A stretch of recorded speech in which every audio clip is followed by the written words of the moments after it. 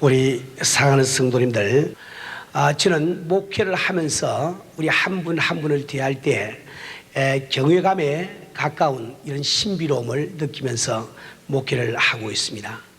정말 한 영혼 속에 담겨있는 우주보다 더 깊은 이야기를 생각할 때, 또 우리 주님께서 베드로를 보시고 그 눈빛 속에서 큰 가능성을 보신 것을 생각할 때 얼마나 한 영혼이 귀하고 신비로운지 이루 말할 수가 없습니다.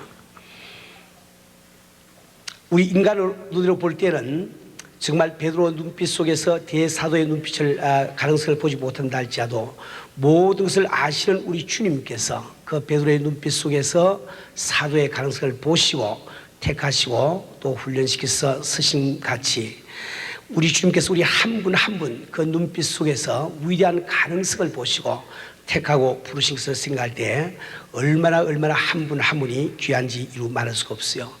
여러분은 정말 내 이웃에 앉아있는 내 한 형제, 내 자매, 그 심령 깊숙이 있는 그 많은 이야기들, 또 우리 주님께서 그 눈빛 속에서 보시는 그 위대한 가능성을 인정하지 않고는 우리가 온전히 형제 자매를 사랑하게 되기가 힘듭니다.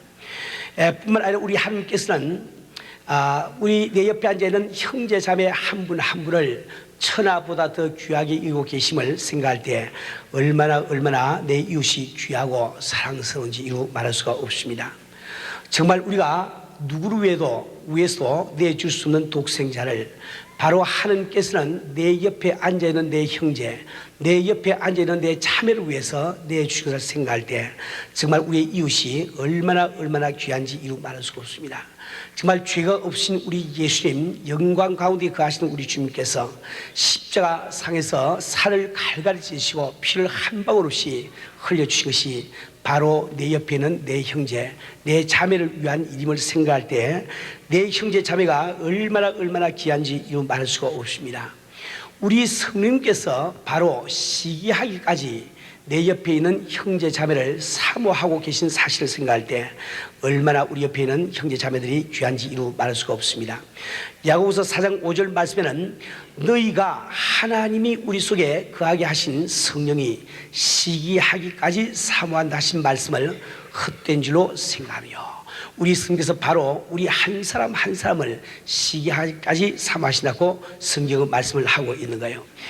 그렇기 때문에 이 기독교 신앙이라는 것은 내 옆에 앉아있는 내 형제 자매의 존엄성을 알고 그를 존중하고 사랑할 때 바로 그것이 기독교 신앙이다 이렇게 말할 수가 있습니다. 왜 그런가 하니까 우리가 알고 있는 기독교 신앙은 모든 신앙 활동이 하나님을 향한 나의 사랑으로 말미암아야 되는데 우리가 그 누구를 사랑할 때는 반드시 사랑하고 있는 그분이 귀하게 여기는 것을 나도 함께 귀하게 여길 줄 안다야 말이에요. 그 마음은 차이는 생기게 되어 있습니다. 그러니까 내가 지금 이제 내 옆에 앉아있는 형제 자매가 귀하게 보이지 않냐면은 아무리 내가 입술로 주님을 사랑합니다, 기도할 때 I love you 찬송하면서 I love you I love with you 아무리 우리가 고백한다 할지라도 주님은 그렇지 않아, 너 고백은 진실되지 못해 이렇게 말씀하고 말 거예요. 우리가 정말 주님을 사랑한다고 하면은 우리는 직감적으로 아주 자동적으로 그분께서 귀하게 여기신 것을 알아서 우리도 그것을 귀하게 여겨야 되는 거죠. 그래서 우리는 한 분 한 분 내 옆에 있는 이웃을 사랑함으로 말미암아 그것이 바로 온전한 기독교 신앙이 될 수가 있는 겁니다. 우리가 잘 아는 대로 예수님이 이 땅에 오셨을 그 당시에 이 유대 그 종교 지도자들은 신앙생활에 실패한 사람들인데 그들이 실패한 근본적인 이유가 바로 한 생명의 존엄성을 알지 못했기 때문에 그 한 생명을 주장하지 못했기 때문에 그런 실수했다고 우리가 배웠습니다. 다시 말하면 요한복음 5장에 보면은 베데스다 연못가에서 38년 동안 병들어서 일어나지 못하던 사람이 있었는데 우리 예수님이 그를 고쳐주시잖아요.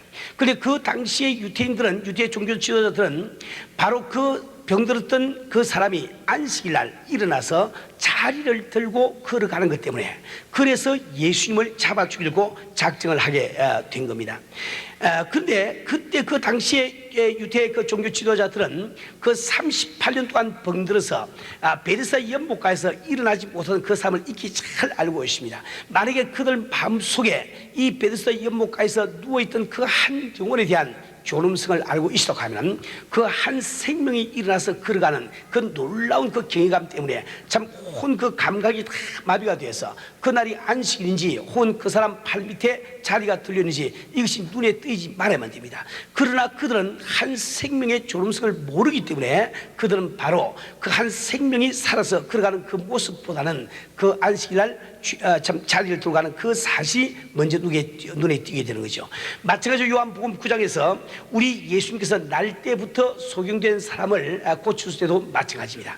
자기들이 잘 알고 있는 참 사람, 참 40세가 되기까지 날 때부터 소경돼서 한 번도 앞을 보지 못하면서 길가에서 구걸하고 있던 그 사람이 눈을 뜬 것을 바라볼 때 만약에 그 한 영혼을 귀하게 생각하는 그 마음이 있었다고 하면 그들은 너무너무 놀라서 우리 예수님이 어떻게 해서 눈을 뜨게 하는지 관심도 안 뒀을 거예요. 그러나 그들은 그 사람이 눈을 뜬 그 사실은 아무 관심이 없이 예수님이 어떻게 해서 그를 눈뜨게 했느냐 그 방법에 관심을 두었습니다. 그래서 그 진흙에 흙에 침을 뱉어가지고 진흙을 이겨서 눈에 발라서 실로암 물가에 가서 닦게 했다 이렇게 그 말을 들을 때 바로 그들은 예수님께서 안식일날 이 흙을 이기는 이런 노동을 해다고 해서 이를 잡아주게 된다 이렇게 결론을 내리고 한다 말입니다.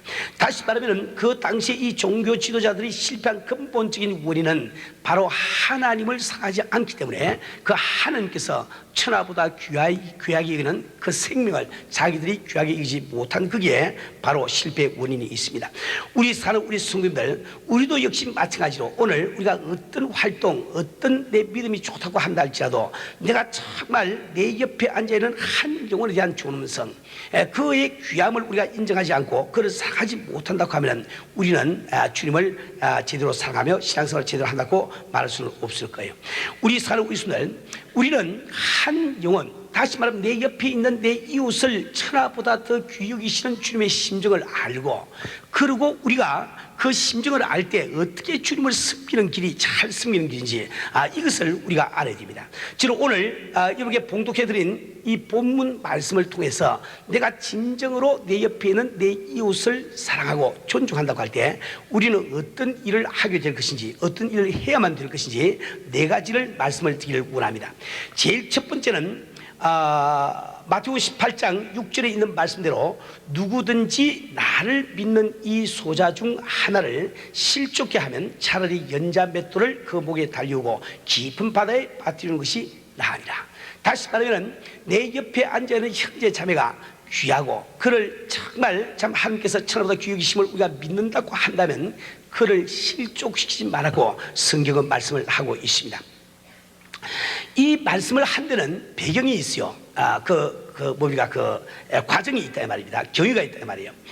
마태복음 18장 1절 말씀 보면은 그때 제자들이 예수께 나와 가로되 천국에서는 누가 크니까 하고 묻습니다. 그 질문에 대한 답변을 해 나가는 가운데 우리 주님은 누구든지 나를 믿는 이 소자 중 하나를 실족케 하면 차라리 연자맷돌을 목에 달리우고 깊은 바다에 빠뜨리는 것이 나으리라 말씀을 하신다 말이에요. 제자들이 예수님께 천국에서는 누가 크니까 그 질문할 때 또 질문의 배경이 있습니다. 그것은 제자들 생각에 이 제자들은 그때까지만 하더라도 세상 사고방식에 젖어 있으니까 이 세상에서 큰 자라고 하면 권세를 부리는 사람입니다. 큰 자라고 하면 사람들은 마음을 움직일 수 있는 사람들이에요. 이 권세가 있는 사람에 가면 나를 미워하는 사람 내가 미워하는 사람을 마음대로 처벌할 수 있는 이것을 이야기를 합니다. 나를 대적하는 사람을 마음대로 거꾸로 들을 수 있는 이것을 이야기를 한다 말이에요. 근데 이상하게도 예수님은 자신이 하나님의 아들이시라고 말씀하시면서 자기를 그렇게 미워하고 핍박하는 그 유태인들을 아주 다 끌어버리고 로마 정권도 끌어엎어버리고 이렇게 새로 정권을 시작하지 아니하고 매일 하시는 말씀이 나는 십자가에 달려 죽을 것이다 이 말씀만 하시니까 이 제자로서가 참 이상하게 들립니다. 그래서 이제 제자들이 질문하기를 주님 우리가 알기로는 위대한 사람, 큰 사람, 이 큰 자는 바로 권세를 부리고 다른 사람들을 마음대로 움직이고 나를 미워하는 사람이 있으면 마음대로 흐트러버리는 이런 사람을 우리가 크다고 이야기하는데 주님은 스스로 하나님의 아들이라고 하시면서도 매일 죽을 것만 말씀을 하시니 아니 주님의 논리대로 말씀을 한다고 하면은 천국에서는 누가 큽니까? 누가 도대체 크다고 천국에서는 여기는 겁니까? 질문의 뜻이 있다 말이에요. 자, 그 말씀에 대해서 우리 주님께서 옆에 있던 아이들 중에 한 아이를 불러서 가운데 세우고 18장 3절에서 이런 말씀하세요. 가라사대 진실로 너에게 이르노니 너희가 돌이켜 어린아이들과 같이 되지 아니하면 천국에 들어가지 못하리라. 천국에서 누가 크냐 작으냐 이게 지금 문제가 아니고 이 어린아이처럼 너의 마음이 돌이켜서 되지 아니하면 들어가지도 못한다는 거예요. 들어가지도 못한다 말이야. 그렇게 하시고 이어서 우리 주님은 4절에서 말씀하시기를 그러므로 누구든지 이 어린아이와 같이 자기를 낮추는 자가 천국에서 큰 자냐 말씀을 하시고 또 이어서 또 누구든지 내 이름으로 이런 어린아이 하나를 영접하면 곧 나를 영접함이니 라고 말씀하십니다. 그 다음에 오늘 본문 말씀대로 누구든지 나를 믿는 이 소야 중 하나를 실족게 하면 차라리 연자 맷돌을 그 목에 달리고 깊은 바다에 빠뜨리는 것이 나으리라 말씀을 하고 있단 말이에요. 누구든지 내 이름으로 이런 어린아이 하나를 영접하면 곧 나를 영접함이니. 다시 말하면 아무리 어린아이 하나가 있다 할지라도 주님은 그 어린아이 하나를 나와 동등하게 취급하시냐 말이에요. 그러니까 지금 현재 내 옆에 앉아있는 형제 자매가 어떤 모습 어떤 모양을 하고 있던 관계없이 우리 주님은 바로 그분을 자기와 동등하게 취급하고 있습니다. 그래서 그분을 실족시키지 말라고 하는 거예요. 우리가 잘못해서 내 형제 자매를 실족을 시킬 때 우리 주님의 마음을 상하게 하고 우리 주님의 마음을 아프게 함을 이 성경은 말씀을 하고 있습니다. 그런데 우리가 이 이웃을 실족을 시킬 때는 두 가지 경우가 있을 수 있겠죠. 어떤 경우에는 사람이 악한 마음을 품고 내가 저 사람 마음을 좀 아프게 하랴, 저 사람 좀 허릇하랴 일부러 이렇게 생각을 하고 아주 이렇게 꼬집어서 이야기를 하거나 듣기 힘든 말을 하거나 이렇게 하는 수가 있을 거예요. 또 행동을 하는 경우도 있을 거예요. 그 두 번째 경우에는 나는 남을 실족시키지 않는다고 생각하는데 부지 중에 남을 실족시키는 분들이 있단 말이에요. 그러니까 우리가 죄로 따진다고 하면은 부지 중에 남을 실족시키는 것보다 알고 실족시키는 것이 더 죄가 크겠죠. 그러나 내가 부지 중에 남을 실족시킨다는 이것이 알고 남을 실족시키는 것보다 더 위험합니다. 왜 그러니까 내가 일부러 남을 미워하고 저 사람 내가 지금 마음을 좀 아프게 하지 하고 톡 쏘는 말을 한마디 하거나 이런 사람들은 자기가 그렇게 하면서 하고 있는 줄 알고 있어요. 그래서 언젠가는 되도록이면 회개할 가능성이 있습니다. 그런데 어떤 분들은 나는 조금도 너 미워하지 않아, 난 조금도 싫어하지 않아, 나는 당신을 실족시킬 생각이 조금도 없어, 그런 생각을 하면서 그만 이렇게 매일처럼 남을 실족시키는 사람들이 있거든. 이렇게 되면 이 사람은 남을 실족을 시키면서 다시 주님의 마음을 아프게 하면서 내가 그걸 알지 못하기 때문에 대단히 위험하단 말이에요. 회개할 기회가 없으니까. 그렇지 않겠어요? 그래서 우리 한 사람 한 사람은 오늘 우리가 주님을 올바르게 섬기기 위해서 내 생활을 한번 돌이켜 보기를 바랍니다. 나는 내 주변에서 참 실족된 사람이 참 넘어진 사람이 나로 말미암아 일어나고 있는 일들이 일어나고 있는지, 그러지 아니하면 멀쩡하게 서 있던 사람이 나로 말미암아 자꾸 쓰러지고 넘어지는지 이걸 가만히 한번 생각해 보세요. 우리가 꼭 알고 죄를 지는 것은 아니지요. 잘 알지 못하고 나는 죄를 안 짓는다고 생각하면서 죄를 지을 수 있다면 그래도 주님 앞에 죄는 죄입니다. 그런데 여러분이 오늘 내가 지금 내 생활을 한번 돌이켜 보셔서 내 주변에 있는 사람들이 나로 말미암아 기분이 나빠지고 나로 말미암아 참 신앙의 상처를 입고 나로 말미암아 참 한숨을 쉬고 이런 일이 있는지 없는지 나 자신을 살펴보면 대단히 유익한 일이 될 거예요. 자, 그런데 내가 지금 무의식 가운데 남을 실족시키는 일을 내가 이게 뭡니까 방지를 하려고 하면 이번에 먼저 꼭 하셔야 되는 것이 첫째로 남에게 관심을 갖는 생활을 시작을 하세요. 우리는 참 자라면서 어린아이들은 그렇잖아요. 어린아이들은 자기에게밖에 관심을 안 갖습니다. 어머니가 지금 배가 고파 죽어가는지 몸살을 하고인지 도무지 상관이 없어요. 그냥 저 딸라고 저 꼭지 물고 늘어진다 말이야. 자기밖에 생각을 못하는 겁니다. 그러나 나이가 차차 들면서 어머니의 사정을 알기도 하고 양보도 할 줄 알고 드디어 나이가 더 많이 들면은 내 것을 가지고 어머니를 공양도 할 줄 안다 이 말입니다. 우리가 믿음 생활에 자란다고 하는 성장한다는 이 뜻이 무슨 말인가 하니까 남에게 관심을 갖는 분량에 의해서 결정이 되는 거예요. 내가 아직도 나 자신을 바라보고 나 자신에 대한 관심이 있는 사람은 내가 지금 이 성장을 하지 못하는 전매기와 똑같다 이 말이에요. 우리 성도님들, 우리는 내 이웃을 바라보면서 내 관심을 이웃에 쏟을 줄 아는 사람이 먼저 돼야 됩니다. 여러분들이 이렇게 이웃에 관심을 가지려고 하면은 먼저 이웃을 진실되게 사랑하는 이것을 배우지 않으면 안 되겠죠. 우리 성도님들, 내 이웃을 우리가 우리의 이웃을 실족시키지 말아야 되는 이유를 우리 주님은 계속해서 세 가지로 말씀을 하고 있습니다. 예를 들어서 마태복음 18장 14절 말씀 보면 이와 같이 이 소자 중에 하나라도 이루어지는 것은 하늘에 계신 너희 아버지의 뜻이 아니라. 다시 말하면 내 옆에 앉아있는 내 형제, 내 자매에게 아버지의 관심이 가 있기 때문에 우리가 그를 실족시키면 안 된다, 이렇게 말씀하고 있는 거예요. 그러면 11절 말씀을 보면 11절 말씀이 어떤 사본에는 기록이 안 되어 있지만은 인자가 온 것은 이런 자를 분하려 함이라. 바로 내 옆에 앉아있는 형제 자매에게 관심을 가지시고 우리 주님이 이 땅에 오셨음을 성경 말씀을 하고 있습니다. 다시 말해 왜 우리는 내 옆에 앉아있는 내 형제 자매를 실족시키지 말아야 되는고, 바로 우리 주님께서 그에게 무한한 관심을 갖고 있기 때문에 우리가 실족시켜서는 안 됨을 말씀을 하고 있습니다. 세 번째로 10절 하반절 말씀 보면은 저희 천사들이 하늘에 계신 내 아버지의 얼굴을 항상 배웁니다. 다시 말하면 천사들이 내 옆에 있는 형제 자매에게 관심을 갖고 있기 때문에 그를 실족시키지는 않는다, 이렇게 성경은 말씀을 하고 있는 겁니다. 우리 사는 우리 성도들, 정말 우리 이웃을 천하보다 더 귀하게 여기시는 우리 하나님의 심정을 아신다고 하면 우리는 형제 자매를 실족시키는 일을 피하기 위해서 우리는 기도하면서 많은 노력을 하셔야 될 겁니다. 이제 두 번째로 역시 나의 이웃을 천하보다 귀하게 여기시는 하나님의 심정을 알고 주님을 섬기는 길은 무엇인가?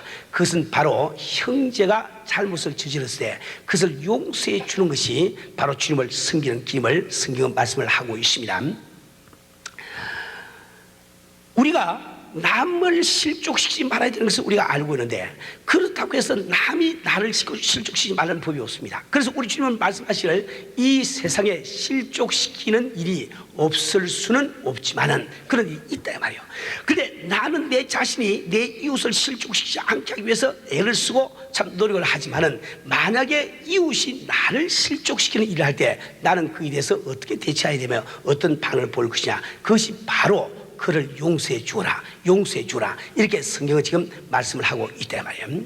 사랑하는 우리 성도들, 우리 주님께서 그러기 때문에 이 18장 15절부터 35절, 마태복음 18장 15절부터 35절 사이에 길게 이 용서에 대한 말씀을 해주고 있습니다. 이 용서에 대해서 우리 주님이 몇 가지를 말씀하고 계신데, 제일 첫 번째는 용서의 목적입니다. 내 이웃이 내게 잘못을 저지르는데 나는 왜 그를 용서해 주느냐, 그 목적이 무엇이냐, 목적에 대해서 말씀하고 계세요. 18장 15절 말씀 보면 내 형제가 죄를 범하거든 가서 너와 그 사람과만 상대하여 권고하라. 만일 들으면 내가 내 형제를 얻는 것이요, 그 사람을 얻기 위해서 용서를 하는 거예요. 그 사람을 얻기 위해서 용서를 하려는 겁니다. 내가 내 형제 자매를 한 사람을 얻는다는 것은 대단히 중요합니다. 왜 그러니까 우리 주님께서 그 형제 자매를 자기와 동등하게 여기니까, 동등하게 여기기 때문에 내가 한 형제를 용서함으로 그를 얻게 되면 예수를 내가 얻는다 말이요. 우리가 남을 용서할 때 복 받는 이유가 거기 있습니다. 우리가 남을 용서할 줄 알 때 참 주님의 축복이 우리에게 임하는 이유가 바로 거기 있다 말이요. 우리 사는 우리 성도들, 우리 주님께서 내 형제 자매를, 내 이웃을 자기와 동등하게 취급하고 있기 때문에 우리가 그를 용서하지 못할 때 주님이 마치 용서받지 못하는 그런 마음을 느끼신다 봐요. 그러니까 주님과 나 사이에 교통이 되지 않습니다. 그래서 우리 주님은 마가복음 11장 25절에서 말씀하시기를 서서 기도할 때 아무에게나 혐의가 있거든 용서하라. 그리하여야 하늘에 계신 너희 아버지께서 너희 허물을 사하여 주셨고 말씀을 하고 있단 말이에요. 우리 사는 우리 성도님들, 우리가 형제가 내게 어떤 잘못을 저질렀을 때 그 잘못에 대해서 우리가 어떻게 처리해야 되느냐, 그 처리법에 대해서 이제 마태복음 18장 15절부터 17절에 말씀을 하고 있습니다. 그래서 말씀하고 있는 단계는 제일 첫 번째로 여러분이 세상을 살아가면서 어떤 분이 당신에게 참 실수를 하거나 혹은 또 그가 신앙적으로 못할 일을 한다고 생각할 때 여러분이 보여야 되는 반응이 있다 말이에요. 그 첫 번째가 무엇인가, 너와 그 사람과만 상대하여 권고하라, 이렇게 되죠. 너와 그 사람과만 상대하여 권고하라. 여러분들이 어떤 형제가 내게 잘못을 저지거나 혹은 그 형제가 잘못을 저지르고 있는 것을 내가 보고 그 이야기를 당사자와 이야기를 주고받지 않고 다른 사람과 이야기를 주고받는 것을 그 사람을 흉본다 이렇게 이야기하죠. 우리가 그 한 사람을 흉볼 때 우리는 주님을 흉보고 있는 이 사실을 잘 알아야 됩니다. 그래서 이 성경 말씀은 어떤 사람이 잘못을 저지르면 그를 찾아가서 그와 더불어 단 둘이서 그 이야기를 해라 이렇게 말씀하고 있단 말이에요. 자, 그런데 여기 우리 한 가지 중요한 것이 있습니다. 제가 목회를 해보면 이런 일이 흔히 있어요. 어떤 참 이렇게 실수를 저지르거나 잘못을 저지르는 일이 교인들 가운데 있는데 목사님이 그걸 감감하게 모르고 있단 말이에요. 그러다 나중에 이 펑 터지고 난 다음에 이제 비로소 알게 됩니다. 그러면 아는 분에게 그 왜 미리 이야기를 안 해줬습니까? 이런 이야기를 물어보면은 그 괜히 이야기하면 목사님한테 고자질 한 것 같고 그래서 이야기를 안 했습니다. 이런 답변을 잘한단 말이에요. 여러분, 지금 여러분들이 어떤 형제 자매가 잘못을 저지를 때 그 형제 자매를 내가 그를 사랑을 보다 더 사랑하고 있는 사람에게 이야기를 해주는 것은 고자질이 될 수가 없는 거예요. 그건 고자질이 되는 것이 아닙니다. 여러분, 이 사실을 꼭 아셔가지고 여러분들이 목사님이 만약에 여러분 가운데 어떤 집사님이나 구역장님이나 혹은 교구장님이나 혹은 전도사나 어떤 분이 잘못을 저질 때 그 잘못 저진 것 때문에 그분을 정죄하거나 판단하는 목사가 아니라고 생각되면 그것은 목사님에게는 얘로 상관이 없다 말이요. 자, 다시 말하면 그 사람을 내가 그를 사랑보다 더 사랑하는 그 사람에게 이야기하는 것은 그것은 아무 상관이 없습니다. 그러나 우리가 남이 실수를 저질 때 잘못을 저질 때 아무 생각 없이 남을 만나가지고 그 일에 대해서 이야기를 나눈다는 것은 그건 바로 흉을 보는 일이요, 그것은 바로 주님을 흉보는 일임을 꼭 우리가 알아야 됩니다. 자, 그 다음에 두 번째로 그래도 말을 듣지 아니하면 한두 사람을 데리고 가서 말마다 정참케 하라 이렇게 돼 있죠. 이거 무슨 말이니까 내가 그 사람과 더불어 그분의 잘못을 내가 이야기해 주는데 그분은 자기가 하는 일이 옳다고 이야기한단 말이에요. 그럼 그분과 나 사이에 나는 내가 하는 일이 그러다, 성경적으로 그러다, 근데 그 사람이 이 성경적으로 옳은 일이다 이렇게 얘기할 때는 결론이 나지 않습니다. 그 사람 생각에는 우리가 단순히 의견차에 불과하다고 생각해서 너는 그렇게 생각하지만 나는 그렇게 생각 안 하니까 이렇게 해서 조탁하면서 그 죄 가운데 계속 머물 수가 있단 말이에요. 그렇게 할 때는 내가 한두 사람을 데리고 가서 나와 함께 간 그 사람도 우리도 이것이 성의 뜻이라고 생각한다 이렇게 정참한다, 즉 말마다 함께 참여해서 증거를 해줌으로 말미암아 그 사람에게 오 그렇겠구나 이 생각을 도울 수 있는 길이 있단 말이에요. 이 말씀은 몇 사람이 단체로 가서 그를 정죄하고 아주 이 비참하게 만들어 이런 그 뜻이 아니고 우리 마음속에 잘못을 저지르고 있는 그 형제 자매를 사는 그 마음이 그 밑바닥에 깔려 있단 말이에요. 어떻든지 그를 돌이켜야 되겠는데 그는 자기와 나 사이에 의견 차이 때문에 이런 말을 내가 하고 있는 줄 잘못 알고 있으니까 이제 우리가 사랑으로 한두 사람을 더 데려가서 우리도 그렇게 생각하고 있다 이렇게 이야기해 주면서 그를 깨우치려고 하는 여기에 목적이 있는 거예요. 다시 말하면 이 모든 행위 밑바닥에는 그를 사는 그 마음이 깔리지 않으면 안 됩니다. 그래도 말을 안 들을 때는 교회에다가 말을 하고 교회에서 말을 해도 안 들었거든 이방이나 세리와 같이 여기라 이렇게 말씀하고 있죠. 그런데 이방인이나 세리처럼 여기라 이 말씀은 이제 그 사람은 같은 교인 취급하지 말아라, 이제 상대하지 말아라, 교제하지 말아라 이런 뜻이 결코 아닙니다. 우리 주님께서 이방인이나 세리처럼 여기라 이 말씀은 우리 한 사람 한 사람을 사랑하셔서 우리를 프로텍트, 우리를 보호하기 위한 하나의 안정장치와 똑같은 거예요. 왜 그런가 하니까 우리는 어떤 사람이 잘못을 저지르거나 실수를 저지르는 걸 볼 때 우리가 시험에 들 수가 있습니다. 그래서 시험에 들 때 반드시 내가 나보다 높은 사람, 나보다 위에 있다고 생각하는 사람, 나보다 믿음이 더 좋다고 생각하는 사람이 어떤 실수를 저지를 때 그것을 보고 우리가 시험에 당하지, 나보다 신앙이 약하거나 또 교회에서 직분이 나보다 낮은 사람을 통해서 절대 우리 시험에 드는 법이 없거든요.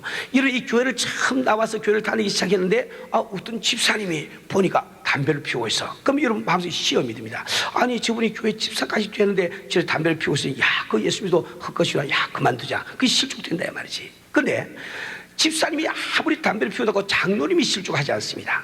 장로님이 집사람 담배 피우는 거 보고 아니 저 사람 집사가 돼서 담배를 피워 아직 그럴 바에 나도 피우자 이런 장로님 한 분도 안 계시다고요. 그렇잖아요. 근데 실족이라는 것은 나보다 높은 사람을 통해서 내가 실족하는 거지 나보다 낮은 사람을 통해서 실족하는 법이 없거든요. 그렇잖아요. 여러분들이 목사님이 만약에 막걸리 한 잔 마시면 실족할 수 있지요. 그런데 장로님이 막걸리 한 잔 마시다고 해서 목사님이 아니 장로님 당신도 마시면 난 못 마십니까? 아직 나 소주 마십니다. 이럴 수 있나? 그래 못한다고요. 그 장로부터 우리 기도하고 이게 되지 않겠어요. 그러니까 우리가 어떤 형제 자매가 계속해서 그 잘못을 저지르고 있을 때, 그래서 우리가 동일하게 예수를 믿는다고 생각하면은 내가 오히려 마음의 상처를 받을 염려가 있다면, 내가 실족할 염려가 있습니다. 그러니까 그런 경우에는 그를 아예 이방인이나 세리처럼 여겨라. 그럼 그분이 아직 나보다 믿음이 없고 지금 구원을 아직 못 받은 상태에 있는 분이니까 저분은 그렇게 할 수밖에 없구나, 내 마음이 그렇게 되니까 실족을 안 나간다 이 말이에요. 그러니까 다시 말하면 그 경우에까지도 그를 위해서 기도해 주라는, 사랑하라는, 그를 판단하지 말라는 이 뜻이, 주님의 뜻이 그 속에 포함이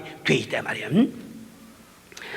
자, 그 다음에 이제 용서의 위력에 대한 말씀이 나오는데, 용서에서 왜 우리가 위력이냐, 여러분이 가만히 한번 생각해 보세요. 이 가운데 지금 트레시아스에 다녀오신 분들이 들어있습니다. 안 다녀오신 분도 있지만은 우리가 트레시아스에 올라가서 그룹 기도를 할 때 굉장한 능력이 나타납니다. 굉장한 기적 같은 일들이 나타납니다. 왜 우리가 똑같이 몇 사람이 모여서 합심 기도를 하는데 그 트레시아스에 올라가서 우리가 그룹 기도할 때는 그렇게 주님이 많이 역사를 해 주신가? 그 원인이 있습니다. 우리 주님은 말씀하시기를 너희 두 사람이 땅에서 무엇이든지 합심하여 구하면은 하늘이신 내 아버지께서 이루어주시라 약속을 하고 있습니다. 그런데 우리가 이 세상을 살아가면서 이게 남을 용서할 수 있는 그 마음이 없다 말이에요. 없을 때 반드시 내가 지금 같이 기도하고 있는 그 사람이 내게 잘못을 저지거나 혹은 내가 보기에 좋지 않은 일을 하고 있는 적이 있습니다. 그것도 사람이니까, 죄이니까 그 피할 길이 없죠. 그래서 내가 용서함을 배우지 못할 때는 항상 그것이 내 마음속에 남아있다 말이에요. 그래서 우리가 합심해서 같이 제목을 놓고 기도를 하는데 서로가 용서가 안 되어 있으면 우리가 이게 마음이 하나가 안 됩니다. 합심이 안 된단 말이에요. 우리가 형식적으로는 같이 마음을 합친 것 같지만은 주님이 보시는 합심이 안 되니까 능력이 안 드러납니다. 그런데 우리가 트레시아스에 올라가서 정말 그 사랑 가운데 모든 죄가 용서가 되고 정말 어떤 죄도 막 안아주고 막 사랑하고 이런 마음이 탁 되었을 때, 그때 우리가 함께 어떤 제목을 놓고 기도하면 완전히 합심이 된다 말이에요. 그게 무한한, 아주 무한한 그 능력이 나옵니다. 그래서 우리가 이 용서를 배울 때 비로소 내가 땅에서 매면 하늘에서 매이고 땅에서 무엇을 풀면 하늘에서 풀리는 이 역사가 일어난다 말이에요. 이 성경 말씀 주님께서 바로 이 용서의 위력에 대해서 그렇게 말씀을 하고 있습니다.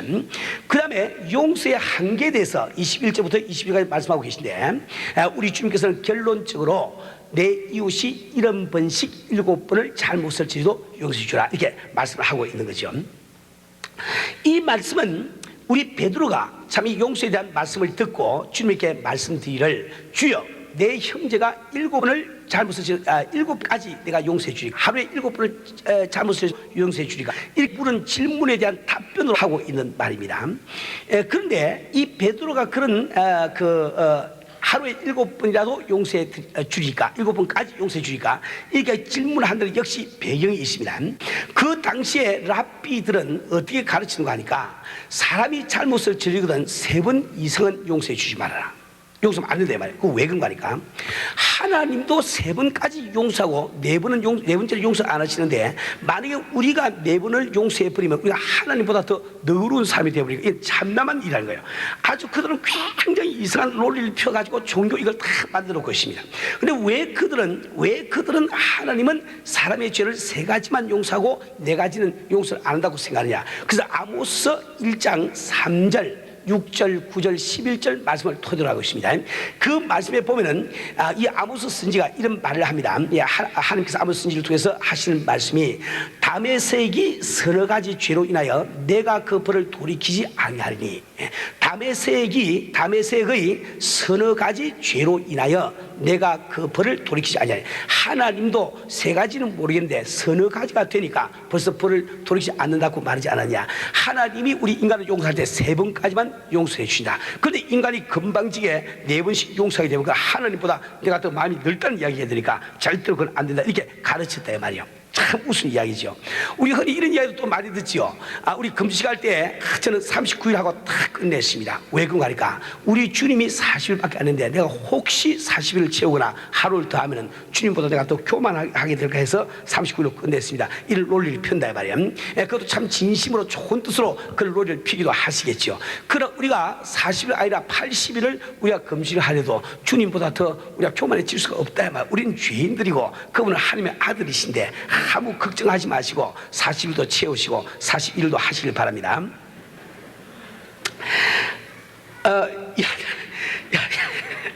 여하튼 그래서 그 당시에 랍비들이 사람이 3번까지 죄를 지면 용서해 줘라, 4번은 안 된다, 이렇게 가르치고 있으니까 우리 베드로가 주님 앞에 나는 그들보다 굉장히 마음이 넓은 것을 보여주기 위해서 7번 이야기를 한 거예요. 7번 하니까 3번 플러스 3번 플러스 1이니까 3번을 두 곱하고도 하나가 더 보여주니까 얼마나 마음이 넓으냐 말이야.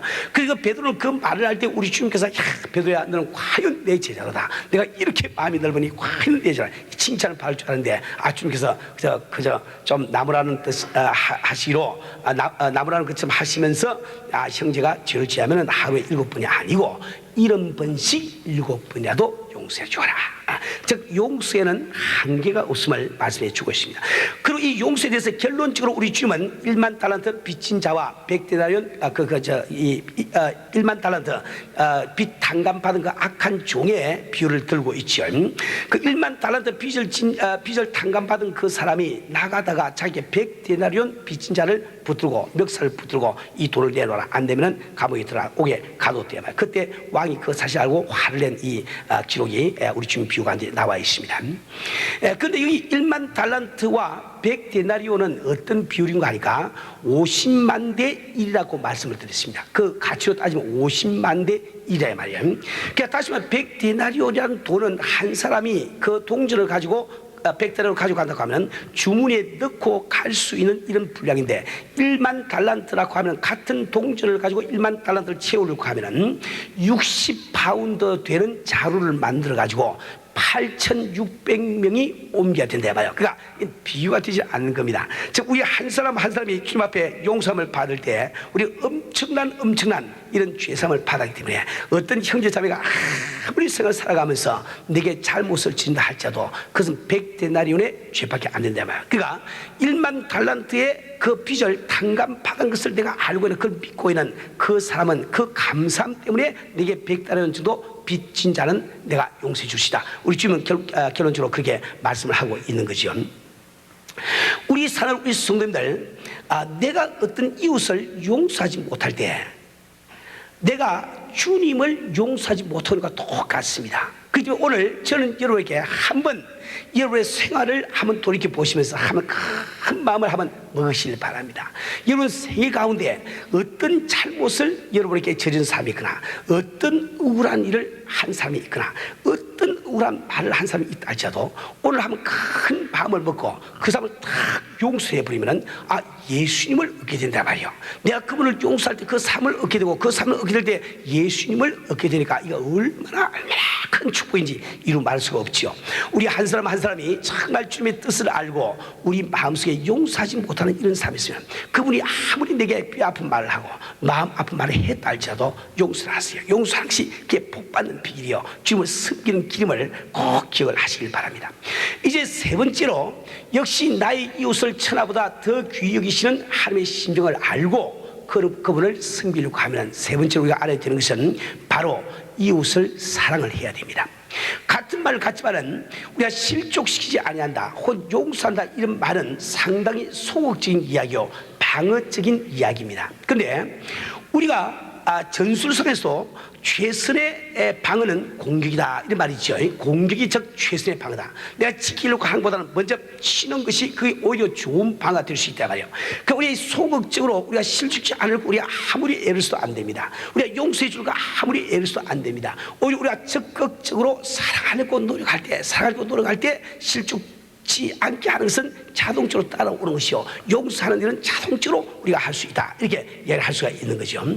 우리 사는 우리 성도들 우리는 반드시 내가 이웃을 사랑하는 것이 곧 하나님을 사랑하는 것임을 꼭 기억을 하기를 바랍니다.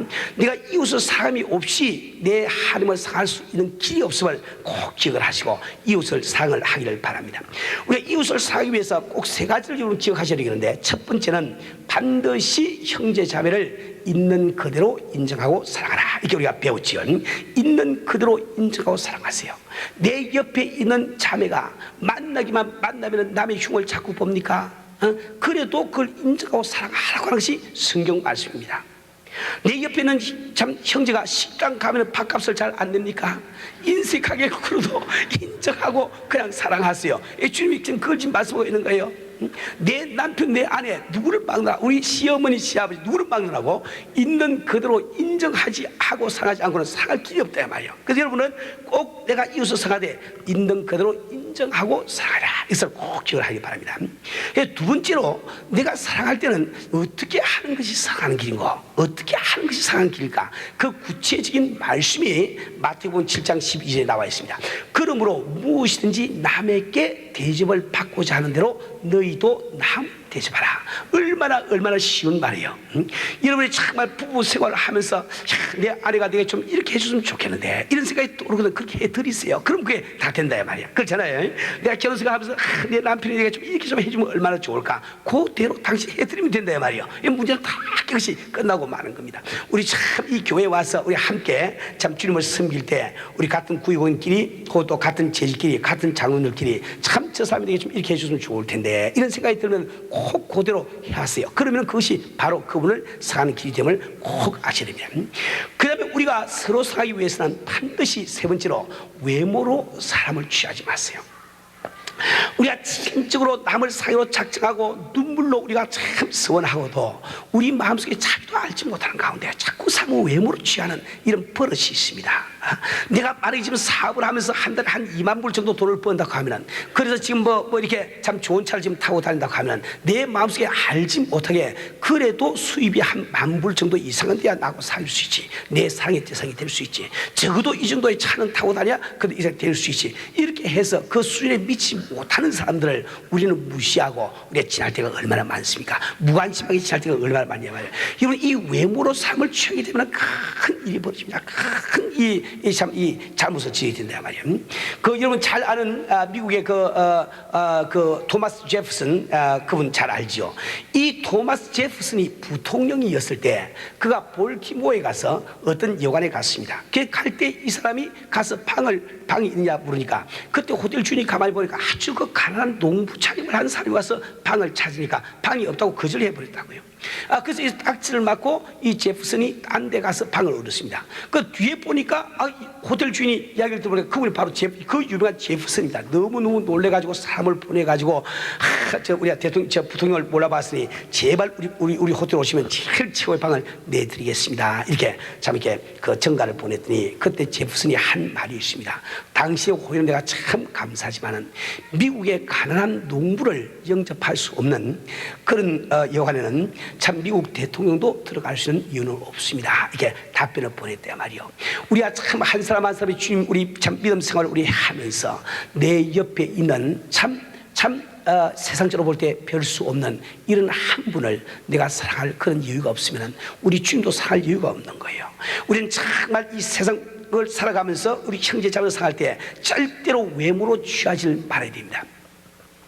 요즘 아마 우리 교인들이 많이 그 권종수 권사님을 하는 분의 간증 테이프를 듣고 있는 것으로 알고 있는데, 저도 참 은혜스럽해서 그 간증 테이프를 잠시 좀 들어봤는데, 제가 지금 다 듣지를 못해가지고 지금 내용을 잘 모르고 있는데, 그 안에서 조금 듣는 가운데 아주 인상적인 몇 가지를 이렇게 말씀을 해보면은, 이분은 지금 현재 그렇게 나이 많으신 분 같지는 않습니다. 음성을 들어 한 40대쯤 된 미국에서 지금 의사로 계시는 분인데, 이 서울대학에서 의과대학뿐만 아니라 서울대학 전체에서 1등으로 졸업하시고, 아주 어릴 때부터 어머니를 따라서 신앙생활을 하면서 아주 많은 그런 기적과 이것을 경험하신 이런 분입니다. 그 테이프를 들어보니까.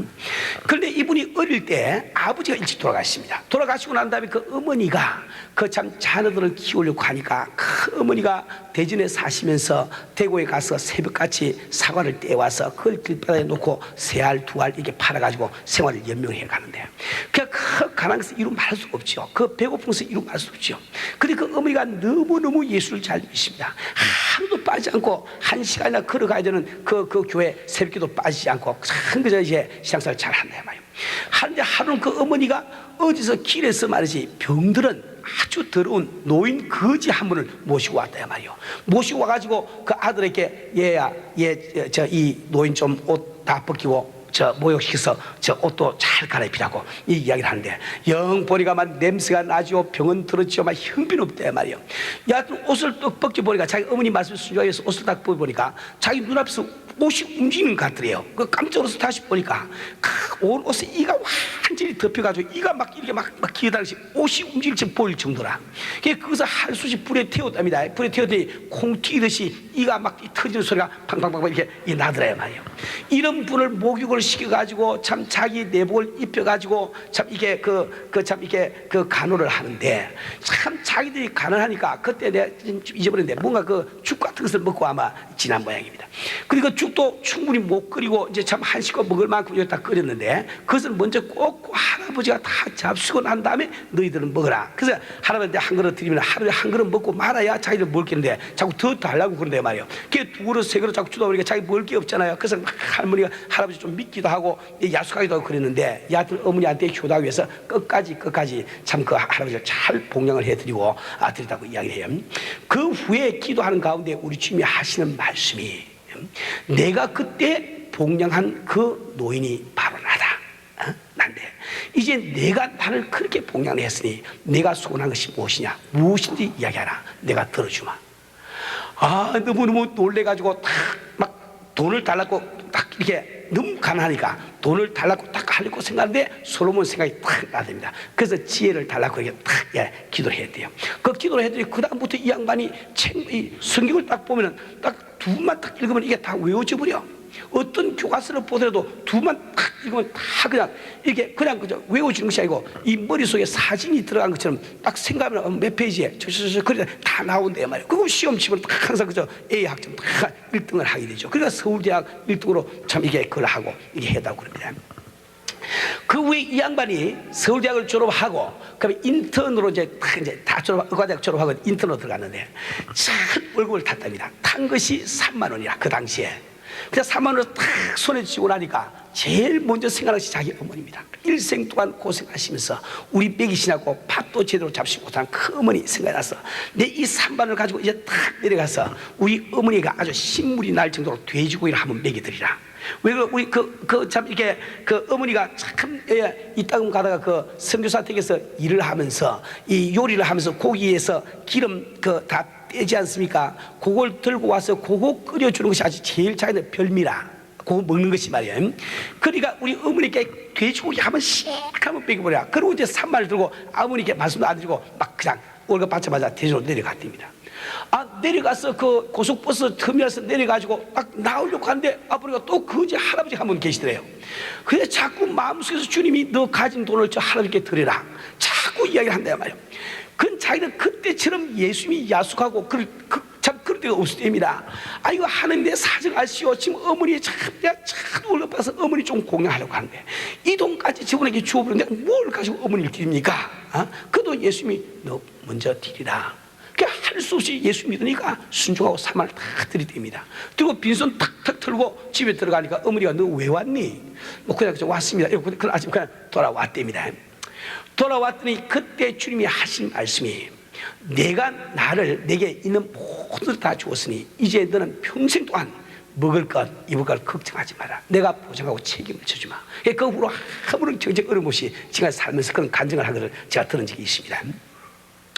우리 사는 우리 친구들, 내가 정말 내 옆에 있는 이웃이, 내 옆에 있는 형제 자매가 내가 보기에 내 수준에 미치지 못하고 내가 보기에 참 이게 초라하게 보인다 할지라도 바로 그분이 예수님인 줄 아시고 그분을 사랑하시고 공경하세요. 그러니까 우리 주님을 사는 그 길이 된다 이 말이에요.